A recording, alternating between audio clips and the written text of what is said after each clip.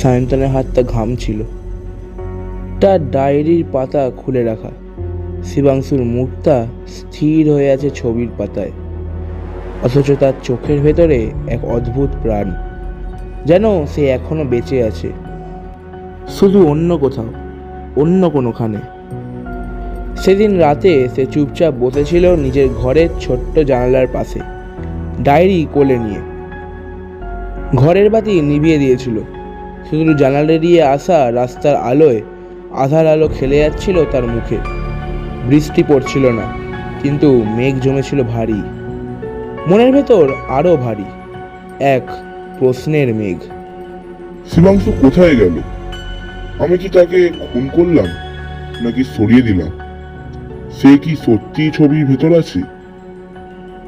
সায়ন্তনের টেবিলের ডান দিকের ড্রয়ারে কয়েকটা পুরনো পেন্সিল, কলম, এক বাস্ক স্টেপলার আর কয়েকটা পুরনো কাগজে গোছা ছিল। হঠাৎ সেগুলোর নিচে সে পেল একটা পাতলা খাতা, পুরনো ধূসর কভার, কোনো লেখা নেই, ভিতরে খালি সাদা পাতা। কিন্তু সে পাতা খোলার সঙ্গে সঙ্গে তার শরীর কেঁপে উঠল। প্রথম পাতায় শিবাংশুর ছবি, ঠিক যেরকমটা সে এঁকেছিল, কিন্তু ছবিটা একটু বদলে গেছে। ছেলেটার চোখ লালচে, মুখের হাসি আরো বিস্তৃত, ঠোঁটের কোণে এক ফোঁটা রক্তের লেখা। ছবির পেছনের ব্যাকগ্রাউন্ডে অন্ধকারে ঝাপসা আকারে আরো কয়েকটা মুখ, অচেনা মুখ। সে পাতাগুলো এক এক করে উল্টোতে লাগলো।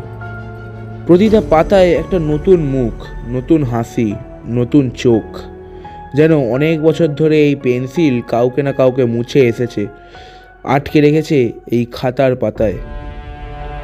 শেষ পাতায় বড় বড় হরফে লেখা, তাদের নাম রেখেছে কেউ, না রেখেই ভুলে গেছে। এবার তোমার পালা। সায়ন্তনের বুকের ভেতরটা ধকধক করে উঠল। সে পেছন ফিরে তাকালো। ঘরের দরজা বন্ধ, কিন্তু মনে হলো যেন কারা দাঁড়িয়ে আছে ঘরের কোণে, নিঃশব্দে নিঃশ্বাস নিচ্ছে। পেন্সিলটা তখনও তার ডেস্কে পড়ে, কিন্তু সেটা এখন যেন আগের চেয়ে গাঢ়, আরো কালো, আরো জীবন্ত।